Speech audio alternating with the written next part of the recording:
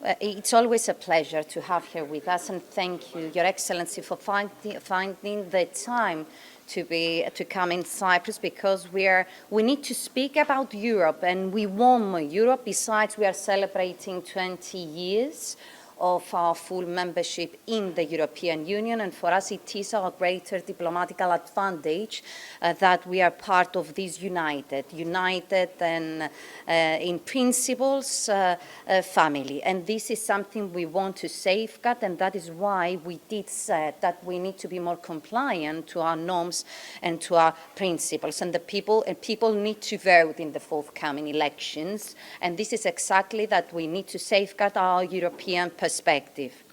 The visit of our friend, Her Excellency, the President of the European Parliament, takes on significant importance as it comes to a particularly critical moment for our country, when the major challenge of migration, and this is something we discussed with the President, is not just the Cypriot issue, it's a wider European issue, and is intensifying.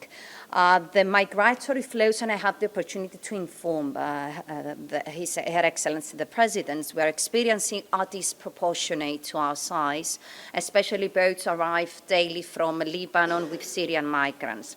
And we emphasize to the urgent need that the EU needs to re-examine the special status that applies to the Syrian refugees, and to contribute directly with tangible solutions to alleviate the problem.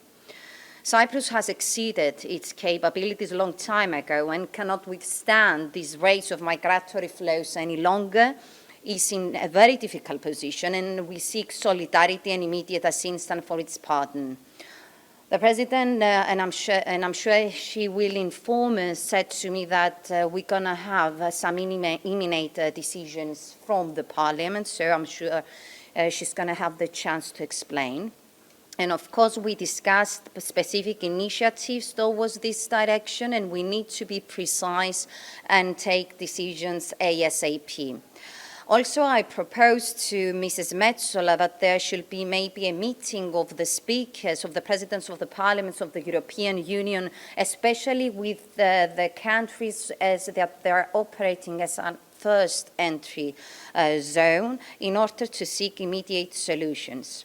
Of course, among all the other issues, and of course we spoke about democracy, about, unfortunately, the situation that we are facing to have growth of the far right and the extremists. Also, of course, we talk about the Cyprus problem.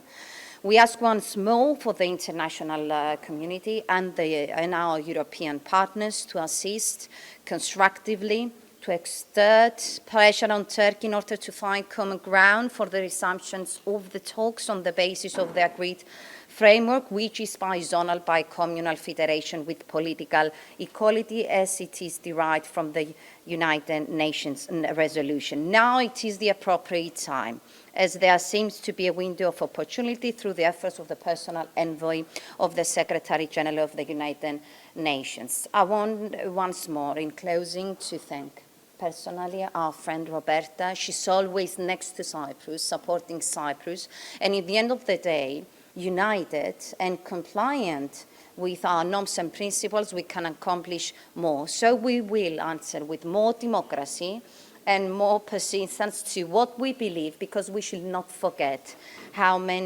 difficulties we had in order to create the European Union and safeguard that our European perspectives for us, for the future we want to have for our children. Your Excellency.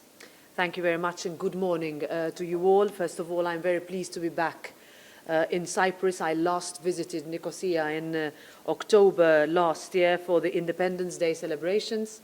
Dear Annita, to you, thank you for your warm welcome once again. I'm here as part of a visit to member states to meet directly with EU citizens ahead of the June 2024 elections. I'm here to speak with Cypriots and listen to their expectations. The EU institutions are sometimes viewed as distant bureaucratic machinery. MEPs and I, as their president, have done what we can do to burst through the Brussels bubble and bring Europe closer. including by strengthening ties with national parliaments, and I very much want to thank you, Annita, for your specific role in this regard. I'm also here to offer a particular message. Voting in the European elections in June 2024 is critical, as Cypriots will have the opportunity to choose who they want to represent them at the EU level for the next 5 years. And participation will be critical to the success of the European project. Today is the 2nd of April. It is the deadline for new voters to register in the European elections for the 9th of June. And I hope that my presence here in Cyprus will motivate those who still have to register today. I am grateful very much for the Cypriot institutions and their proactive role in raising the awareness of people on the importance of voting.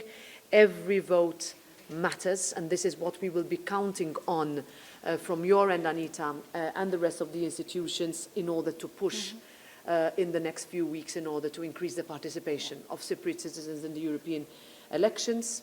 Cyprus has been a member of the EU now 20 years, a great 20 years, a transformative effect has been felt on this island. I believe that by voting in the EU elections, Cypriots will reaffirm their belief in the European project and underline your country's role in Euro-Mediterranean endeavours. Let me also discuss the question of Cyprus reunification. I will say it again, and as many times as required, Europe will never be complete until Cyprus is whole. You are not alone in your wish to see your island reunified under the UN plan. Europe is a project of hope, of unity and of confidence, and we support you in this. Dialogue, diplomacy and negotiation are required to establish a long-term resolution that will reunite Cyprus and its people.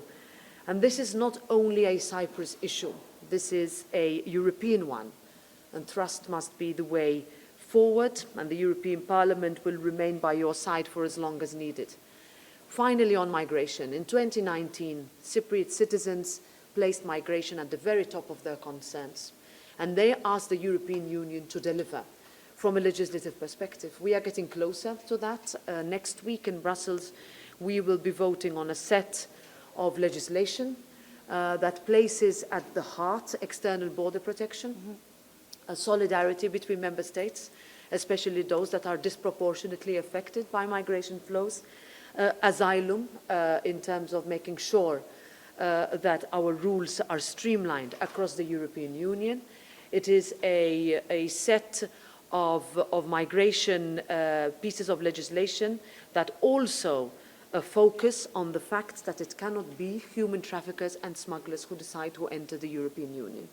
This was very important. It was a very difficult negotiation to achieve. We hope for a successful vote in the European Parliament in order for us to face the European elections with a message that we have delivered. And here, again, I also thank Cyprus, its citizens, and its leadership in order to allow for this legislative pact to go through. So with that, I would like to thank you. I look forward to the rest of my day on this wonderful island, as I now also visit the Rescue Coordination Center in closer to Larnaca on work on the Amatea project. Thank you very much. Thank you so much. Any questions? Yes, Mrs. President, you have been here in October, as you said. You met yesterday, last night with the President, you met today with the House Speaker. You had a discussion before coming here at the House of the European Union with Greek Cypriots and Turkish Cypriots. You are aware about the new effort to resume talks for the settlement of the Cyprus problem. Mrs. Olgigoia comes and goes, trying to contribute towards this effort. I would like to ask, how important is for the European Union that this potential negotiation and even any potential settlement is compatible, fully compatible with the acquis communautaire, and how the European Union and the European Parliament can contribute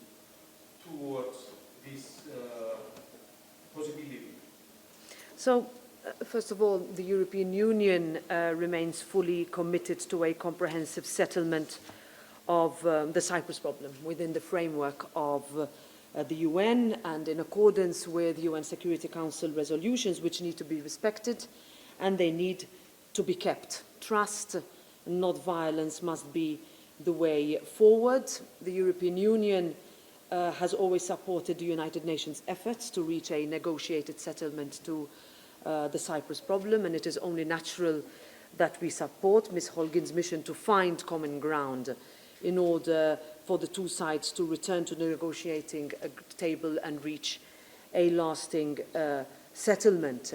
And for this, and you mentioned the fact that I've met with the President, I've met just now with young people, Greek Cypriots, Turkish Cypriots, who really ask for the European Parliament to be involved.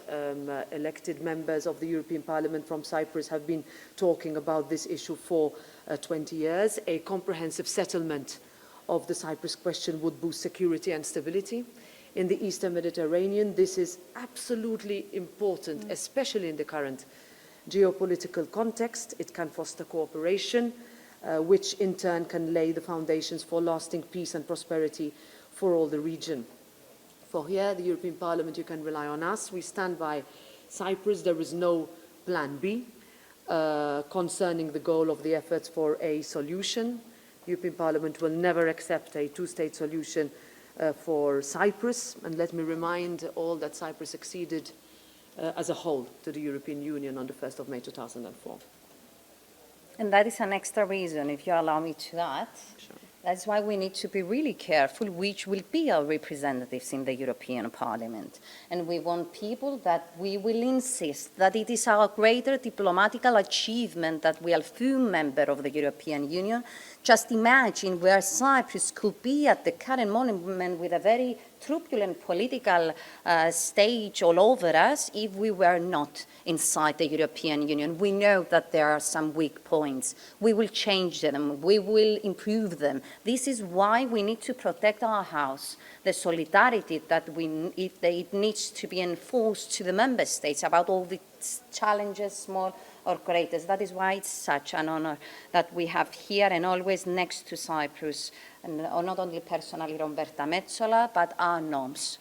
And this is what we will keep fighting for. One more question, and she needs to proceed because it's very heavy her schedule. I would like to ask if you're concerned about the rise of far-right parties across Europe and how the EU is trying to face this phenomenon. So I will not speculate on the outcome of the European elections. The reason why I'm here in Cyprus, as I've been to member states, is to counter an extremist, intolerant propaganda. This is not the first time that we have seen. We are also facing potential external influence in our democratic processes. We push back hard with an alternative that is pro-European, that is based on hope and not destruction, that seeks to work across the political aisles in order to deliver for citizens across the European Union, including in Cyprus. The next 5 years, we will have decisions that will be asked on us, on climate, on migration.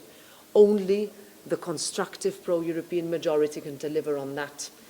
I consider myself to be firmly in the center of that majority, and it is the only answer to citizens' concerns.